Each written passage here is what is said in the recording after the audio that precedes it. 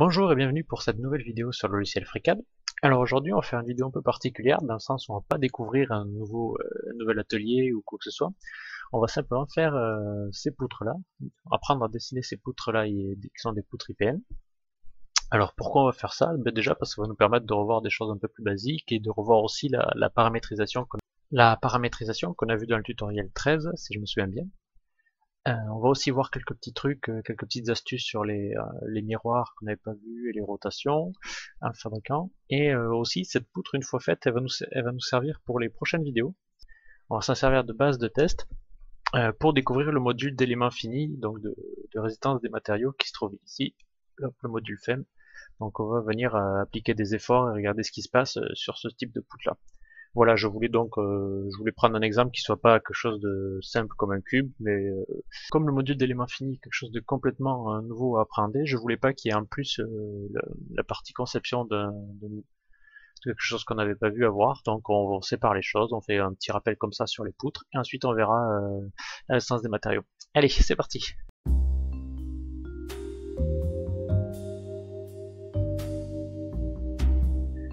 Alors, une des premières choses à faire quand on veut modéliser comme ça un objet existant, quand on veut le modéliser en 3D, déjà ça va être de s'intéresser aux formes qu'il a et chercher tous des axes de symétrie pour essayer de faire les esquisses les plus simples possibles, essayer d'en faire grosso modo le moins possible, toujours mieux. J'ai trouvé cette image là et on va essayer de faire une esquisse qui reproduit grosso modo ce schéma là et ensuite une extrusion. Vous voyez que c'est pas bien compliqué. Par contre, ce qu'on peut voir de suite sur ce profil, c'est qu'il va y avoir deux axes principaux de symétrie, un qui passe au milieu du haut vers le bas comme ça, et un qui traverse horizontalement.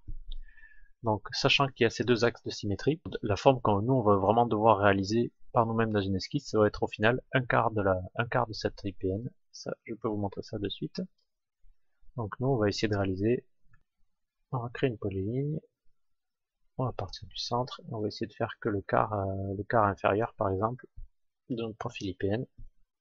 Quand vous avez des esquisses qui s'annoncent assez compliquées, assez compliquées à réaliser, le mieux, c'est dans un premier temps, c'est de le faire de la façon la plus simple possible. Et avant de se lancer dans la cotation, vous voyez, je m'arrête ici. Ça, pour moi, ça va être mon premier profil. Hop, il me dit qu'il y a quelques petites erreurs, c'est normal parce que j'ai dit, j'ai les contraintes automatiques qui sont activées. Et comme j'ai dit que ma droite était coïncidente deux fois sur l'axe horizontal et en plus qu'elle était horizontale, ben, il me dit que c'est surcontraint, c'est normal, ça doit être la même chose pour l'axe vertical. Donc je sélectionne les contraintes en trop, vous voyez c'est la contrainte de verticalité, et la contrainte, celle-là il ne me la donne pas, donc je l'efface quand même, et la contrainte là-haut, hop voilà, normalement, hop l'esquisse est bonne maintenant. Donc comme je disais, avant de se lancer dans la cotation, tout ça, de mettre les courbes, les coins, de faire tout ça bien, eh ben on s'en fout des dimensions, on fait juste un petit test. Moi ça, ce que je vais faire pour avoir un IPN, c'est que je vais l'extruder. Je vais l'extruder, hop, je vais faire un peu plus grand quand même, allez. Je vais l'extruder, ensuite je vais prendre ça, je vais faire une symétrie par rapport à l'axe, par rapport au plan YZ ici. Donc je clique sur Pad, et je viens chercher ma fonction symétrie qui est ici. Hop, j'utilise ma fonction symétrie. Sur le plan d'esquisse verticale, ça marche. Et c'est maintenant qu'il y a une petite entourloupe parce qu'en fait la fonction symétrie, ben, je la trouve très bizarre dans FreeCAD.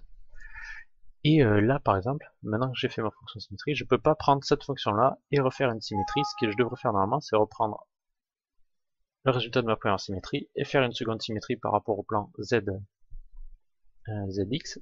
Seulement ça va pas marcher parce que les symétries ne fonctionnent que sur des opérations de construction de matière comme la protrusion. Du coup, si je fais ça, hop, si je prends ma fonction que je demande de faire une symétrie, il me dit de d'abord créer une opération de protrusion avant de faire cette opération. Donc ça marche pas, et la petite astuce qu'on va utiliser, c'est qu'on va venir faire en fait une rotation avec l'outil ici dans le module draft. Je vous en ai déjà parlé, je crois, qui crée des réseaux polaires ou rectangulaires. Donc on peut faire des rotations aussi avec cet outil-là. Donc je vais faire une rotation sur mon miroir. Du coup, c'est quelque chose qui normalement, si les fonctions symétrie marchaient correctement, normalement on n'a pas besoin de faire ce petit arrangement, mais bon, du moins qu'on peut le faire. Donc array type, on va chercher polar pour faire une répétition circulaire. Hop, nombre de polaires, on en veut 2. Et vous voyez que là, du coup, on a fait une répétition circulaire autour de l'axe qui passe en Z, comme ça. Du coup, ce qui est parti en bas est venu se mettre en haut. Et du coup, en combinant les deux, on arrive à avoir une forme qui ressemble un peu à notre IPN. Et ne pas oublier sur cette opération de mettre fuse à vrai. Alors fuse, ça veut dire fusionner toutes les différentes parties. Donc là, il va fusionner le bas et le haut pour qu'on soit bien sûr d'avoir un seul et même bloc. Maintenant qu'on a vu que notre plan pour fabriquer la poutre IPN est bonne, on peut maintenant aller passer du temps sur notre esquisse principale qui vous avez vu en fait définir entièrement notre poutre avec juste une esquisse. Donc on peut faire deux choses différentes, soit hop, on va faire comme ça. Je peux revenir directement à mon esquisse comme ça, j'efface avec la touche espace, je rends invisible toutes les constructions que je viens de faire et je reviens sur mon esquisse et maintenant on va venir la rendre un peu mieux cette esquisse. Donc ce qui nous manque principalement dans cette esquisse, quand je fais le point avec le profil qu'on voit ici, normalisé, c'est qu'il va y avoir des courbes à ce niveau-là, donc en bas à gauche, une courbe ici et une courbe ici. Et après, c'est à peu près tout, il faut juste mettre les bonnes dimensions et on sera bon. Donc je vais rajouter ces deux petites courbes là. Donc pour ça, je repasse dans l'atelier par design. Les courbes, je vais les faire avec cet outil ici, créer un congé entre deux lignes. Donc je mets un congé ici, un congé ici. Hop, je fais un clic droit pour arrêter cette fonction là.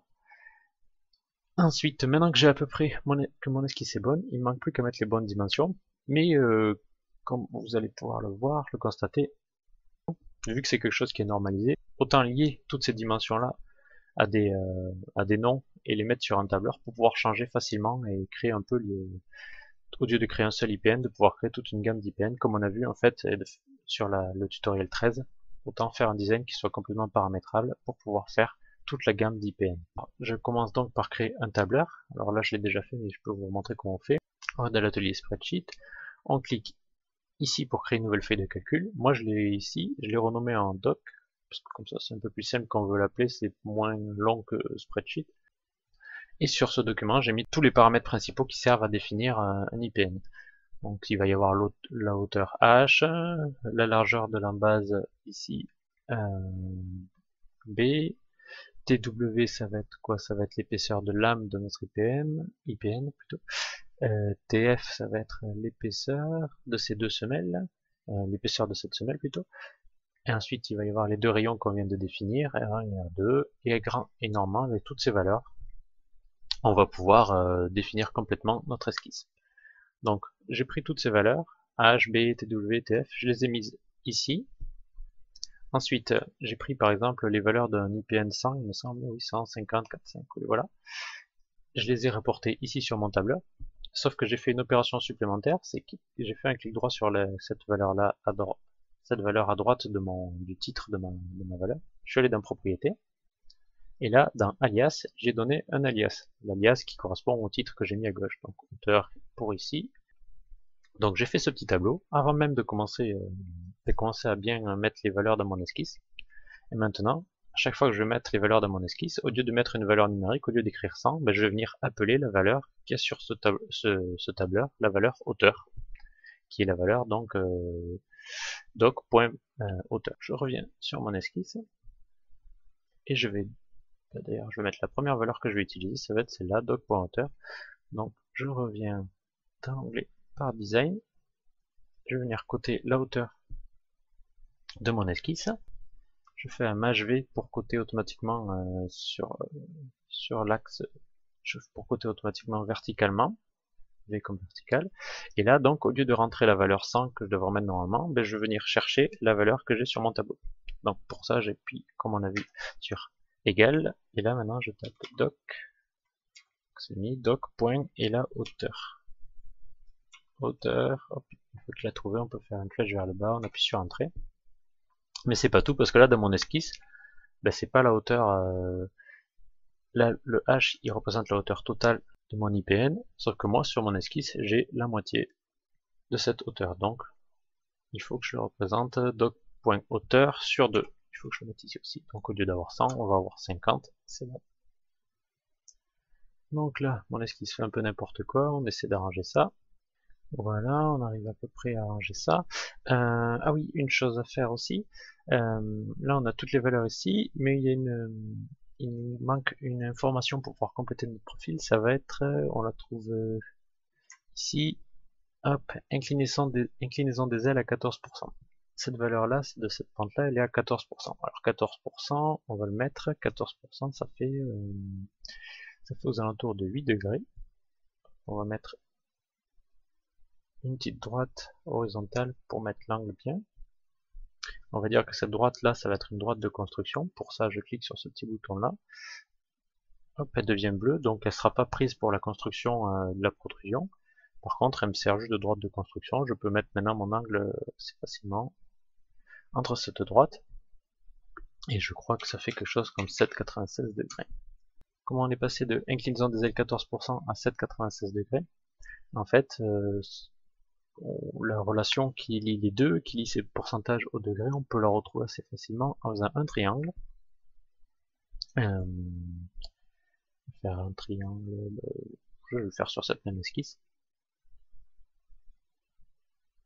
Une sorte d'angle droit. Alors ça va être un triangle qui va faire 100 ici de longueur.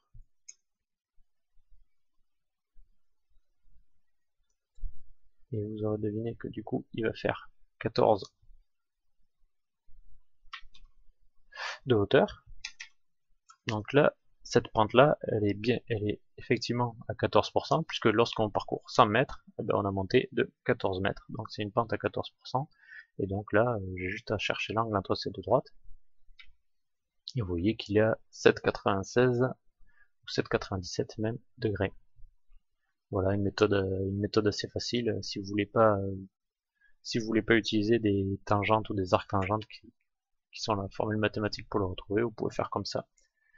Je reviens sur mon sketch parce que du coup je l'ai perdu. Hop, je remets. Donc on a dit 7,97 à peu près. Ouais. Je remets 7,97. Alors maintenant qu'on a cet angle, on va mettre la largeur. Donc la largeur c'était B, c'était le paramètre B. Donc moi ça va correspondre à cette largeur ici. Je fais une cote horizontale, donc maj B. Ça va être égal à doc.b, petit b, mais par contre ça va être sur 2 parce que moi j'ai que la moitié de mon profil ici, contrairement à l'entièreté du profil ici, donc p sur 2. Ok, mon dessin fait encore n'importe quoi, évidemment.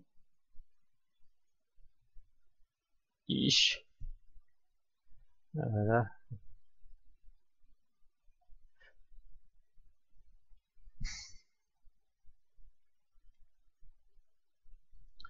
Je crois que pour plus être embêté, on va mettre ces rayons là, on va les fixer de suite. Donc on va chercher ce rayon ici, c'est R1. Donc celui-là, je fais maj R pour coter le rayon, est égal à doc.R1, 4,5. Ok. On va faire la même chose pour celui-là, en espérant qu'il se remette bien. Maj R est égal doc.R2.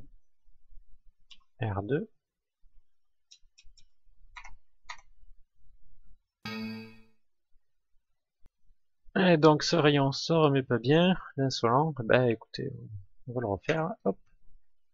Ce sera plus simple que d'essayer de bidouiller pendant des heures à le mettre dans le bon sens.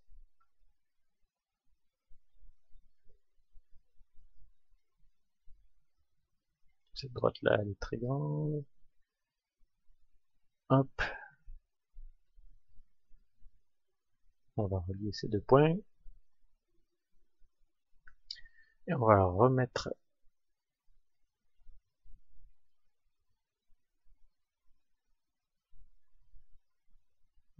ça là. Du coup mon angle il est plus bon. Voilà, j'ai cassé tout ce que j'avais fait, c'est super. Voilà, on y revient. Donc maintenant, le rayon, ça c'est quoi d'ailleurs? CR2 est égal doc.r2 2,7, super. Ça a l'air de bien revenir. Il nous manque quoi comme valeur? TW, TF, TW c'est facile, c'est la largeur de lame, donc ça va être cette valeur ici. Ça c'est égal à doc.tw sur 2, oui toujours, puisque là on a que la moitié de lame. Hop. Et la dernière valeur qui nous manque, elle devrait réagir à l'épaisseur de la semelle. Ça va être TF, c'est la hauteur. Alors c'est quelque chose d'un peu plus compliqué. Allons le voir d'un peu mieux. Alors comment faire? On part du bas, on part de notre semelle du côté, on parcourt une distance B sur 4 et on monte. Il faut que quand on touche le bord, on ait une distance de TF en hauteur. Donc pour faire ça, je vais mettre un point sur le bas de ma semelle. Donc je vais rajouter un point ici avec ce bouton là, créer un point dans l'esquisse. Je vais le mettre coïncident avec la droite qui représente le bas de ma semelle. Je vais le mettre à B sur 4 de distance du bord. Donc là je mets une cotation entre ces deux points qui est égale à doc.b sur 4, donc 12,5. Et maintenant il faut que entre ce point là et ici, l'équivalent de ce point ici, il y ait TF de distance. Donc on va peut-être faire ça avec une droite qui va venir être coïncidente avec ce point ici et être verticale et toucher cette droite là. Voilà qui est fait. Par contre c'est une droite qui va pas me servir lors de l'extrusion, donc je la passe en droite de construction, et je vois que là si je bouge ce point, normalement je bouge la hauteur de la semelle. Donc maintenant je peux coter cette droite selon l'axe vertical et je la cote et je l'appelle et je la fais référencer à TF. Donc égal doc.tf.